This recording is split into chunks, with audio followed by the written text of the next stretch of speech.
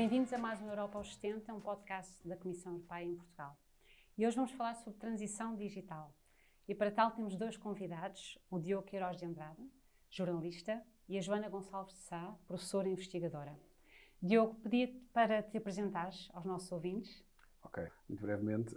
Sou jornalista de carreira. Nos últimos anos tenho-me dedicado muito à inovação dos média. Fui diretor criativo do Observador, fui diretor adjunto do Público, ajudei mais um par de órgãos de comunicação social em Portugal a modernizarem-se um bocadinho. Sou também professor na área da inovação e estou a trabalhar neste momento na minha tese de doutoramento, que trabalha precisamente a realidade aumentada em jornalismo. Acabei de lançar em Berlim um projeto chamado Fórum.eu, que foi lançado no verão e está neste momento a ganhar força. Muito bem. Joana? Olá, meu nome é Joana Gonçalves de Sá, eu sou professora no Instituto Superior Técnico e sou investigadora no LIP e sou uma crente de que estamos a viver uma revolução digital e que esta revolução digital está-nos a dar, pela primeira vez na história, a possibilidade de estudar humanos. O que é que isto quer dizer? Quer dizer que, tal como nós tínhamos um microscópio para a biologia, tínhamos um telescópio para a física, agora os dados do digital e, junto com as técnicas de inteligência artificial, de ciência de dados em geral, estão-nos a dar um macroscópio que nos permite ver os humanos no seu ambiente natural, que são as redes sociais, a viver no seu dia-a-dia e a tomar decisões. Portanto, há um lado de um potencial incrível para o conhecimento e para o que nós vamos aprender sobre nós, sobre as nossas decisões, e há um risco muito grande porque as pessoas não são células em placas de Petri. E eu trabalho muito nesta interface entre tentar tirar o lado bom e diminuir o lado mau. Muito bem, antes de começarmos, eu gostaria de vos lançar uma cascata de ideias, uma palavra muito, muito breve, e digam-me a primeira coisa que vos vem à cabeça. Joana, privacidade. Importante. Diogo, telescola. Um potencial sucesso. Joana, plataformas digitais. Há de tudo. Diogo, 5G. Que venha depressa, mas sem chineses. Muito bem. Então vamos começar a nossa conversa. Vamos resolver todas as questões da transição digital e da revolução digital em meia hora. Como os nossos ouvintes já estão habituados, resolvemos tudo aqui, mas com dois convidados fantásticos vai ser muito difícil conversarmos e falarmos de tudo aquilo que queremos falar em meia hora, mas vamos fazer o possível. Uma questão, a Presidente da Comissão Europeia disse ainda há muito pouco tempo, no seu discurso de Estado da União, que a Europa tem que liderar na transição digital. Já perdemos uma parte, ela falou muito especificamente dos dados do consumidor para as empresas, mas na área dos dados industriais ainda há muito trabalho para fazer e falou na conectividade, nas infraestruturas, mas também na questão da segurança dos dados, da privacidade, da desinformação, e que a Europa tem liderado. A Europa ainda pode liderar e em que aspectos? É isso a primeira questão que eu vos lanço. Joana, começamos por ti. Eu espero que sim, porque o potencial dos dados é de facto incrível, não é? Por alguma razão que lhe chamam um novo ouro, um novo carvão. Está aí um potencial incrível, desenvolvimento, crescimento económico e por aí fora. Mas, se não é bem feito, ou se não há os cuidados que tem de haver para os trabalhar, pode ser um caos completo. Quer dizer, é imensa informação que tem de estar bem trabalhada e bem tratada. O exemplo que eu tenho dado, o paralelo que eu gosto de fazer, é com a Revolução Industrial, da primeira. Chamam-se esta a quarta Revolução Industrial, a Revolução Digital, mas com a primeira. Desde o início, desde o tear mecânico a vapor, até à primeira legislação a limitar o trabalho infantil, passam 70 anos. E durante aquele período todo, das crianças a trabalharem nas minas, das fábricas que pareciam quase de miniatura de brincar, não é? Todas desenhadas para mãos de crianças, não há limites ao horário de trabalho, não há ideia de fim de semana, não há nada. E há uma argumentação muito forte quando as pessoas começam a dizer: não, mas há aqui alguma coisa que está mal. Nós não podemos ter crianças a trabalhar. Nós agora falamos de 40 horas por semana, não é? Podemos ter crianças a trabalhar 100 horas por semana nas minas. Diziam: é impossível, porque os adultos não cabem nos túneis das minas, ou porque vai destruir completamente a nossa economia se nós tivermos de refazer as fábricas, e havia uma noção de que não havia nada a fazer. E mesmo as pessoas que achavam que devia ser feita alguma coisa diziam: tá bem, mas com tantas fábricas, com tantas minas, nós não conseguimos controlar. Mesmo que tivéssemos a legislação, não conseguíamos enforce it, portanto, garantir que ela seria cumprida. E por causa disto, passaram-se décadas, centenas de anos, no fundo 200 anos, até depois a Organização Mundial do Trabalho ter dito: nós temos que parar. E esta mudança de perspectiva, esta mudança narrativa, para perceber que nós queremos o lado bom, nós queremos eletricidade nas casas, nós queremos transportes públicos, mas não queremos crianças nas minas, tem de ser feita rapidamente. E só a União Europeia é que tem tido este papel de liderança, de tentar garantir os direitos, a privacidade. Portanto, eu espero que a Europa ainda possa liderar e espero que a Europa tome este passo de assumir esta liderança o mais rapidamente possível, como já fez com a GDP, e que depois houve uma série de países, e até eventualmente a Califórnia, que irá seguir, não é? Esta noção de que os dados são únicos e são privados. Portanto, eu espero muito sinceramente, eu acho que a Europa está a liderar nesse aspecto, e espero que assuma essa liderança de uma forma muito forte, porque não só de facto é importante tomar conta dos dados, como há um potencial estratégico e económico muito grande na privacidade. Porque se eu puder escolher entre dar os meus dados de saúde, agora com a telemedicina, ou com uma revolução que vai ser very grande também na área da saúde por causa da distância da pandemia, também empurrada pela pandemia, se eu puder escolher entre confiar numa instituição europeia que protege os dados, que garante a anonimidade, por aí fora, ou dar os dados a uma empresa qualquer, ou à Google, não é? Eu vou preferir, ou muitas pessoas vão preferir fazer isso. Portanto, há aqui um espaço, há um mercado que a Europa pode aproveitar. Mas a questão também é, podemos liderar não tendo a indústria? Ou seja, as grandes plataformas não são europeias. Sim, podemos, até porque a indústria não é necessariamente a das plataformas. Quando nós estamos a falar da indústria de dados, temos, por exemplo, a indústria automóvel, que é liderada pela Europa em grande medida, que tem acesso a uma quantidade de dados tremenda, que pode e deve ser utilizada para melhorar essa própria indústria. Neste momento isto não acontece, ou seja, os dados são recolhidos, mas não são usados.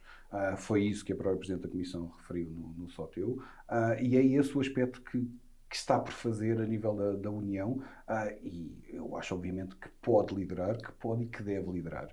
O que nós temos visto neste momento é que há os 3 blocos, portanto a Europa, a União Europeia, os Estados Unidos e a China, todos eles estão na guerra dos dados. A União Europeia tem um aspecto privilegiado, dada a diversidade de mercados que tem em termos de recolha desses dados, e estou a falar dos dados industriais. Isso tem um potencial económico bastante grande para ajudar a própria indústria a reconverter-se e a renovar-se. E podemos falar, por exemplo, da área do ambiente, em que há muito por fazer também a nível da eficiência energética, etc. Há dezenas de indústrias que podem e devem melhorar com esses dados. O problema já não é o da captação, porque esses dados já estão a ser captados. O problema é, primeiro, da disponibilização deles para toda a indústria, a nível europeu, e depois também da regulamentação. Não tenho dúvidas que a União pode e deve liderar, especialmente na questão dos dados, da privacidade dos dados. Tal como a Joana acabou de dizer, se demoramos 70 anos na primeira Revolução Industrial, se nós, desta vez, nesta quarta Revolução Industrial, demorarmos 7, acho que nos arriscamos a que a civilização desapareça. Eu estou particularmente otimista nesta segunda metade do ano, porque todos os dados que nós temos recolhido a nível da investigação têm apontado para um dramatizar da situação que realmente não nos permite ser muito otimistas, por causa precisamente da lentidão. E este é o maior problema. Não tenho dúvidas que se estas questões estejam a ser discutidas, estejam a ser debatidas, mas ainda estão muito fechadas. Ainda há uma mão cheia de especialistas apenas que olha para estas coisas.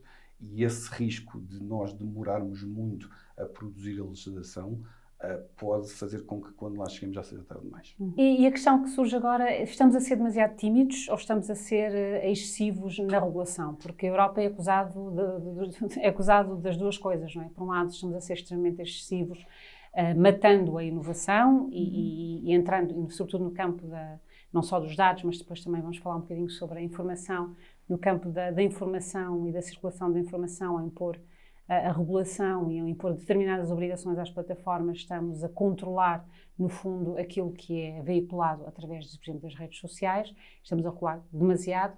Para outros não estamos a ser demasiado tímidos e não estamos a regular. Joana, qual é a tua perspectiva? A minha perspectiva é que devíamos regular mais e controlar mais.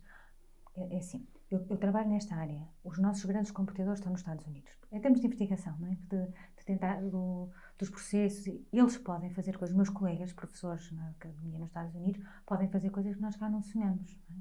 Mas, portanto, do ponto de vista dos cientistas, dos que experimentam, dos inovadores, há limites claros àquilo que nós podemos fazer. E isto é muito frustrante, porque nós vemos, mais uma vez, artigos a saírem por aí fora de coisas que não seriam legais fazer na Europa. Mas eu acho que quem está mal são eles. Portanto, eles é que não deviam poder fazer aquilo que fazem. Não nós podemos fazer só porque os outros... Queres dar um exemplo, Joana? Olha, por exemplo, agora, por exemplo, em relação às fake news, o tipo de ethical clearance, regulação ética que eu tenho de ter para poder fazer investigação com dados políticos, preferência política, é enorme. Não é? E nos Estados Unidos eles pedem à faculdade para assinar um papel e está feito. Eu tenho colegas no MIT que estão a lançar, de certa forma, informação falsa dentro de sistemas de mensagens, no Twitter e por aí fora, para ver como é que as pessoas reagem. Não é? Isto é interessantíssimo do ponto de vista puramente científico. Mas não é muito ético. Não é muito ético, ou muito pouco ético. Portanto, por um lado, eu acho que eles vão avançar muito mais rapidamente numa série de coisas, mas eu acho que isso não pode ser razão para nós acharmos que tudo devia ser permitido. Pelo contrário. Claro. Portanto, eu acho que há uma luta de curto prazo e uma luta de longo prazo. E eu acho que nós temos de estar aqui pelo longo prazo, pelo tipo de sociedade que queremos ter, pelo tipo de valores que queremos promover. No curto prazo, certamente a Índia está a recolher, a China está a recolher dados interessantíssimos, entre aspas, de comportamento individual, de interações, de redes, porque fazem o que entendem. No longo prazo, eu espero que nós consigamos ter parte da informação que é importante e que vai ajudar a melhorar imensa a vida das pessoas, que é esse o objetivo, sem atropelos de princípio, porque isso é um caminho muito escorregadio. Mas o que é que devíamos fazer mais, Diogo? Achas que fazemos o suficiente, menos, demais? Não se faz ainda o suficiente, é preciso fazer muito mais. Basta olhar para o estado social hoje dos Estados Unidos, o grau de degradação social que existe hoje nos Estados Unidos, para se perceber o que é preciso fazer. Há muita coisa que é preciso controlar, é preciso produzir atos legislativos. É verdade que o GDPR foi muito criticado quando apareceu, mas hoje é considerado um sucesso praticamente unânime a nível mundial. Acredito que o mesmo vai acontecer com os direitos de autor e com o Digital Services Act. Acredito que isso também vai acontecer, mas é preciso mais. Estou a pensar muito especificamente a nível de regulação, a nível dos algoritmos, que é uma coisa que ainda ninguém faz no mundo. É fundamental que a União Europeia dê o primeiro passo a esse nível. É fundamental que haja uma regulação efetiva e eficiente para evitar que haja uma desagregação social. Eu a este nível é que estou pessimista, porque, lá está, há uma lentidão por parte dos decisores para avançar nestas coisas, até porque, lá está, são questões técnicas muito complexas, e a tecnologia avança sempre mais depressa do que a regulação avança. E depois temos o problema de, na Europa, o risco de desagregação social ser superior ao, por exemplo, dos Estados Unidos, porque não somos só uma nação, há rivalidades históricas, há problemas diversos e pressões que o continente europeu está sujeito, como por exemplo a questão da imigração, e nós temos visto quais são as bases que o populismo se tem construído. Esses são os riscos da desagregação. E a forma como, lá está, estas plataformas populistas têm crescido no último par de anos tem precisamente a ver com este potencial de desagregação que nós temos, e estas plataformas populistas têm crescido graças às redes sociais, graças aos algoritmos que facilitam e promovem as teorias da conspiração na Europa. Isto tem que ser regulado o mais depressa possível. Já agora vou só dar um exemplo muito concreto em relação aos algoritmos. Acabámos de ver este verão um algoritmo a ter uma intervenção pública com um impacto tremendo. Foi o caso no Reino Unido, no acesso à universidade. Para tentar resumir a história muito rapidamente, dado ao Covid, não houve exames finais no último ano do acesso do liceu na Inglaterra. O que o Ministério da Educação tinha optado por fazer tinha sido pedir aos professores para darem uma média de notas, depois então mudaram de ideias e decidiram criar um algoritmo que fizesse uma avaliação potencial dos alunos para classificá-los no tal exame que não existiu. O que aconteceu foi que o algoritmo foi alimentado com dados relativos aos últimos anos e esses dados eram biased, quer dizer, estavam inclinados, não eram dados rigorosos e independentes, e acabaram por prejudicar os alunos dos meios mais desfavorecidos, promovendo os alunos dos colégios privados, que são os que têm tendencialmente melhores notas. Isto é o caso de um algoritmo que, deixado solto no meio social, tem um impacto negativo, aumenta a desigualdade, cria mais problemas sociais. Felizmente, o clamor foi tão grande que o Reino Unido acabou por voltar atrás e o governo britânico acabou por manter as notas que os professores tinham dado. Mas este tipo de coisa já acontece no dia-a-dia em vários locais da União Europeia. Não tem o impacto que este tem, mas já acontecem. Isto tem de ser regulado. É urgentíssimo que isto seja regulado. Há trabalho feito na União Europeia. O Comitê de Peritos que está a trabalhar a questão da inteligência artificial tem já muito trabalho feito sobre isto, mas isto tem que ser transformado em legislação o mais depressa possível. Um dos argumentos das plataformas digitais é exatamente a confidencialidade do algoritmo. Diogo, como é que contornamos este argumento, se podemos contornar? Bom, podemos claramente contornar. Uma coisa é o algoritmo interno que se relaciona com a forma como a plataforma trabalha. Outra coisa é o algoritmo que promove o incentivo económico que permite estas plataformas continuarem a existir. Esse é que está completamente enviesado. É por isso que nós vamos ao YouTube e calhamos num vídeo de uma teoria da conspiração, como se a Terra ser plana, e a seguir levamos com 10 vídeos com a teoria da conspiração que as vacinas são uma invenção do Bill Gates e que as antenas do 5G vão destruir a humanidade porque estão a espalhar ADN alienígena ou coisas do género. Isto é ridículo, mas isto é verdade. Isto são coisas que nós hoje acedemos no YouTube, tal como nós temos no Facebook, tal como nós temos em todo lado. Estes algoritmos são construídos pura e simplesmente não por causa dos dados proprietários das empresas, mas são algoritmos que promovem o engajamento emocional e para promover mais retorno comercial aos seus proprietários. Isto é muito simples, isto é o condicionamento comportamental dos seres humanos. É muito fácil banir isto sem banir o resto. Ok. Joana, estás de acordo? Eu acho que há 2 tipos de desinformação. Bom, certamente haverá mais, mas pelo menos 2. Um, que o objetivo é só financeiro. Portanto, o clickbait. Muitas coisas até não têm política nenhuma, ideologia nenhuma. São coisas tipo um animal que fugiu do zoo e violou alguém pelo caminho. E alguém fica, meu Deus, aqui vão lá clicar. Pronto. E não há ali mensagem. E há outros que são para gerar, parece-me, desconfiança. E para os tais que minam o tecido social. Que têm ali um objetivo de criar dúvida. E acho que se começou a notar muito com as questões políticas e por aí fora, agora com a Covid eu acho que se notou fortemente em relação aos cientistas, em relação à ciência, a ideia de que o conhecimento dos cientistas é tão válido como o outro, coisas claramente plantadas do tipo, mas não sabiam nada sobre as máscaras, agora já têm toda a certeza. Portanto, há ali um movimento de descredibilização de elites em geral, que são políticos, que são cientistas, que são médicos, que são de todos. E esse, acho que mina imenso o tecido social, porque depois eu não sei a quem é que vou acreditar.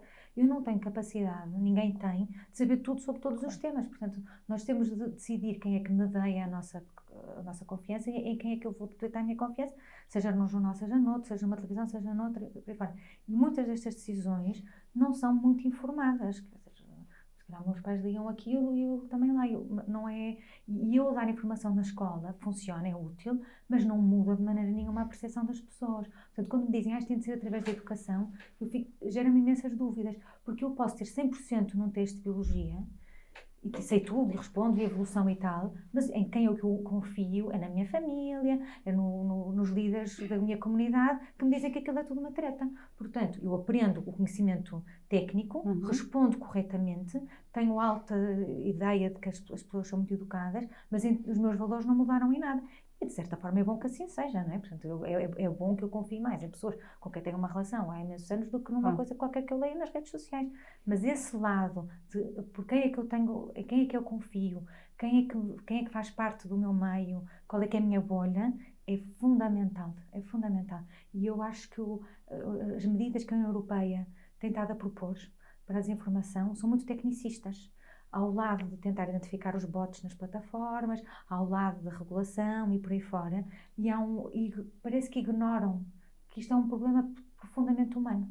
E não é necessariamente só com esta corrida dos bots, esta corrida da desinformação é uma corrida de gato e rato. Nós não estamos a ir à fonte. Não é? E a fonte é que os humanos preferem notícias falsas. Partilham muito mais notícias falsas, acreditam muito mais em notícias falsas do que em notícias verdadeiras. Então, como é que podemos tentar corrigir isso? Eles não preferem notícias falsas por elas serem falsas, porque eles preferem notícias são mais falsas porque divertidas. Elas são construídas para serem mais sedutoras. Pronto, eu já falei da questão das plataformas enquanto megafone, o efeito megafone tem em relação a isto. Falta falar do outro lado, que são os atores maliciosos que conscientemente espalham e difundem esta desinformação. E sim, estou-me a referir à Rússia e à China, essencialmente. Este é um problema geopolítico, não é um problema meramente tecnológico, não é um problema legislativo, é um problema geopolítico. Também pode ser abordado e deve ser abordado e tem de ser abordado do ponto de vista tecnológico e do ponto de vista legislativo, sim, porque há maneiras de bloquear este tipo de atuações, mas é acima de tudo um problema geopolítico. Também por isso é interessante que neste momento von der Leyen tenha dito que esta seria a sua comissão, que a comissão seria geopolítica, e não tenha tido medo de falar com as letras todas sobre o problema russo, porque neste momento é uma situação dramática e nós temos visto, a investigação tem revelado, houve intervenção no referendo da Catalunha por parte de manobras de informação russas, houve intervenção em Itália, nas presidenciais francesas, vai haver certamente, de forma mais moderada, felizmente, porque somos um país mais pequeno, para o ano das eleições presidenciais em Portugal, quer dizer, isto vai repetir-se, vai intensificar-se, também aqui é preciso agir rapidamente. E como é que podemos regular mais? O que é que podemos fazer? Uma questão que tem sido debatida é a questão dos códigos de conduta que foram concluídos entre a Comissão e várias plataformas digitais. Muitas vozes têm levantado no sentido de temos que passar a regulação, que os códigos de conduta não são suficientes. Qual é a vossa opinião sobre o assunto? Joana? Quando a União Europeia em 2018 lança a primeira versão do Código de Conduta, vinha acompanhado, houve 2 grupos a trabalhar aquilo. Um era o das plataformas e outro era o que eles chamavam Sounding Board, que tinha grupos sociais e uma série de pessoas ligadas a jornalistas e por aí fora, ligadas ao outro lado. E o relatório que o Sounding Board publica em 2018, na sequência do Código de Conduta, é destruidor, é demolidor do Código de Conduta. Basicamente é uma página a dizer isto não é nada, porque não há enforcement, mais uma vez não me encontrei a palavra em português, se alguém se lembrar ajuda. Não há enforcement, não há métricas, não há forma nenhuma de garantir que as plataformas estão a cumprir, portanto isto é uma prenda às plataformas. Aliás, a Microsoft no início não queria e depois entrou, porque quer dizer, não havia ali consequência nenhuma. Eles dizem que vão fazer e depois não há forma de garantir que fazem, e mesmo que se diga não fizeram, não há consequência. E aquela legislação que eu estava a falar da primeira revolução industrial dos 70 anos, tinha havido tentativas tímidas de fazer alguma coisa. O que é que mudou aos 70 anos? Foi pela primeira vez que a Inglaterra tinham nomeado, da legislação, estava um pacote com 4 investigadores, 4 inspectores, para a indústria toda que a Inglaterra tinha, era ridículo. Mas só o facto de se ter criado um grupo que de facto investigava e a ver se estavam a fazer ou não e podia passar multas, mudou, aos poucos foi começando a mudar. E esse lado de, não, quer dizer, eu acho ótimo que se comece com o Código de Conduta, até porque, como o Diogo estava a dizer, os preços são muito lentos. Portanto, para haver legislação demora, mas vale começar por uma coisa, regras éticas, códigos de conduta e por aí fora, mas depois tem de passar muito rapidamente para como é que a gente garante que eles estão a fazer isto. E não devia ser necessariamente dada a opção às plataformas de aceitarem ou não a possibilidade de serem multadas se não cumprirem. Agora, com o caso da Covid, não é? As plataformas são sistematicamente avisadas que há desinformação e sistematicamente continua tudo na mesma. Portanto, há uma declaração de intenções e não há maneira de garantir. Uma das maneiras fundamentais para esse lado tem de haver cumprimento, tem de haver legislação e tem de haver cumprimento da legislação. E há não sei, não seria a primeira vez que me chamam-me ingênua com muita frequência, mas eu não consigo compreender porque é que nós temos medo de fazer isto. Porque é que nós temos medo de dizer às plataformas, não, vocês assim não podem funcionar. Não há o risco, Diogo, não há o risco de darmos, ao fazer essa legislação e ao dizermos às plataformas, vocês têm que retirar conteúdo que tenha estes malefícios, que reúne estas condições, estamos a passar a decisão, o julgamento e a decisão do que é que deve estar na plataforma, do que é que não deve estar na plataforma, o que é informação, o que é desinformação. E penso que é exatamente este receio de passar este poder para as plataformas e esta decisão que, a menos que sejam casos completamente excessivos, pornografia infantil, incitação ao ódio, ao crime, que toda a gente percebe o que é, há muitos casos que são borderline, não é? Que é desinformação, não é desinformação. Como diz, a Joana disseste, há muita da desinformação é para suscitar a dúvida e, portanto, como é que resolvemos este dilema? Sim, esse é um dos grandes problemas e é verdade que não convém nada que seja isto passado para as plataformas. Agora, em relação ao Código de Conduta, permitam-me ser direto, o Código de Conduta é uma treta, que não serve para nada. Eu rio cada vez que vejo, mais uma plataforma aderiu, o TikTok aderiu. Ok, não tem impacto absolutamente nenhum, como a Joana acabou de dizer, não afeta em nada a atuação deles.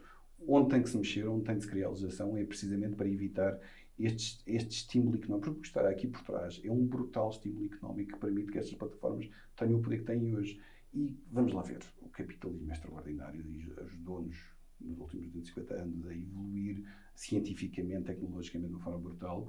mas não há nenhuma indústria que se tenha autorregulado por vontade. Quer dizer, nós já vivemos esta situação com a indústria dos poluentes, já vivemos esta situação com o tabaco, com as indústrias tabaqueiras, já vivemos esta situação dezenas de vezes e não há com os bancos, por exemplo, e estamos ainda a viver as consequências do que aconteceu nos Estados Unidos em 2008, 2009. Quer dizer, elas não se autorregulam, porque o estímulo económico é demasiado forte e não há autorregulação. Isso é uma treta, não existe. Temos de ser realistas e temos que criar mecanismos muito claros. Já agora, só para referir um aspecto que eu tinha importado há bocado e que eu não acabei por não abordar, em relação à inovação, se isto não bloqueia a inovação. Eu acho que não. Eu acho que, aliás, é exatamente o contrário. Eu acho que há neste momento um mercado imenso de produtos, de todo o tipo de produtos, que garantam a privacidade do utilizador. Nos Estados Unidos, nós não podemos comprar um colchão inteligente, como eles chamam, que são colchões que recolhem os dados de como nós dormimos e depois adaptam-se e reconfiguram-se ao nosso sono. Nós não podemos comprar um colchão desses se não aceitarmos abdicar todos os nossos dados sobre a forma como dormimos e tudo o que fazemos em cima do colchão. Quer dizer, podemos desligar a partilha dos dados, mas o que recebemos em troca é que o colchão deixa de funcionar. E isto aplica-se a uma miríade de serviços. Ora, se aparecer um fornecedor, e na Europa eles podem aparecer, que diga, eu faço este colchão continua a ser inteligente, mas estes dados não são partilhados de forma nenhuma. Como, aliás, foi quando se pensou nas casas inteligentes, foi assim que se pensou. Era um loop, era um sistema fechado, em que não havia partilha com nenhuma plataforma externa. Há aqui um incentivo de mercado brutal para todas as indústrias. Estou a falar do colchão, que de forma um bocadinho ridícula até, mas há todas as indústrias que podem oferecer privacidade, tem aqui um espaço grande para evoluir, desde que a União seja capaz de criar mecanismos que garantam que essa privacidade é favorecida e promovida. Portanto, eu acho que diz muitas vezes, mas isto bloqueia a inovação. Não bloqueia nada a inovação. Cria, aliás, novas áreas de mercado. Há sempre o receio de excesso de regulação. Eu trabalhei com a indústria há muito tempo, da parte da regulação das políticas públicas, e há sempre as pequenas e médias empresas, muitas vezes, agora vimos em relação à entrada de dados do Regulamento de Proteção de Dados, não é? Entrada em vigor, isto vai penalizar imenso as pequenas e médias empresas, porque é um custo adicional, é complicado, elas vão ter que contratar advogados e consultores. Como é que podemos ajudar, por exemplo, os pequenos negócios, as pequenas empresas, a serem compliant, também não me conta a palavra, tenho a dificuldade da Joana, a cumprir a legislação e sem que isto seja depois um custo adicional que não nos permite gastar dinheiro, por exemplo, em inovação e noutras coisas que precisam.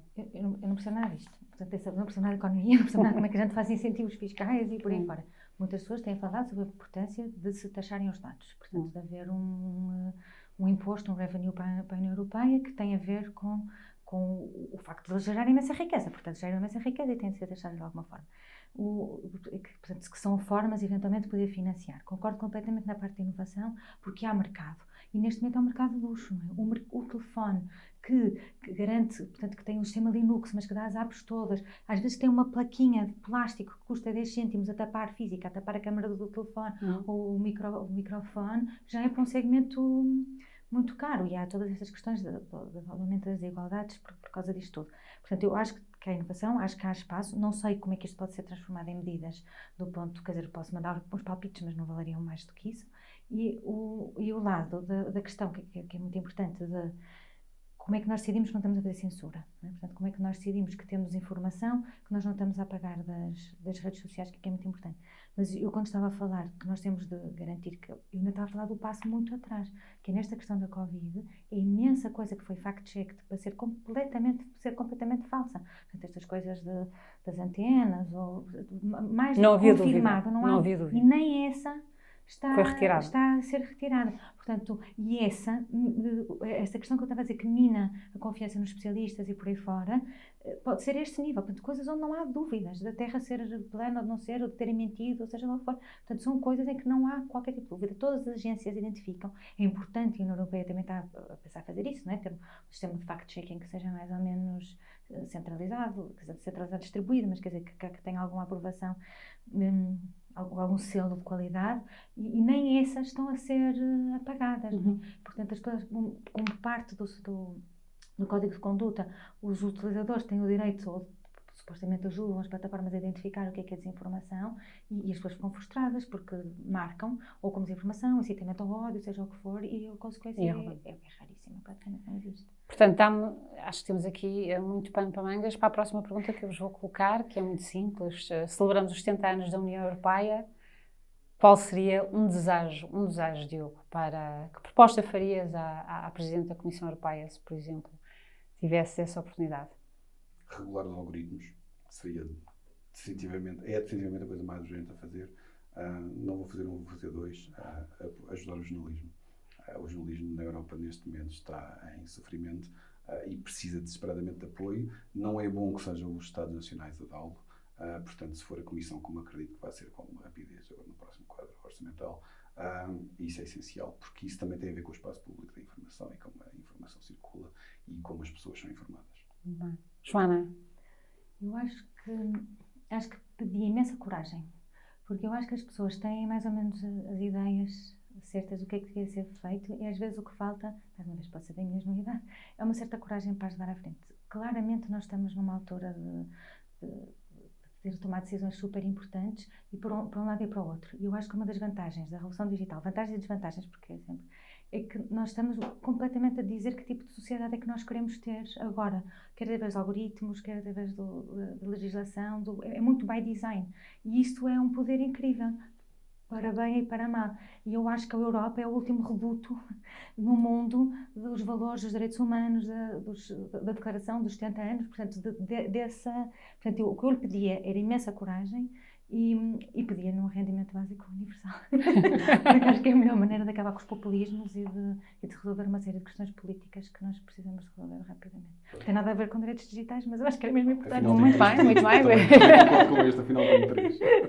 Muito bem, então muito obrigada pela vossa participação. Foi rápido, mas sempre fantástico pelo vosso input e contributo para estas questões que são muito fundamentais para a construção da nossa Europa e do nosso mundo.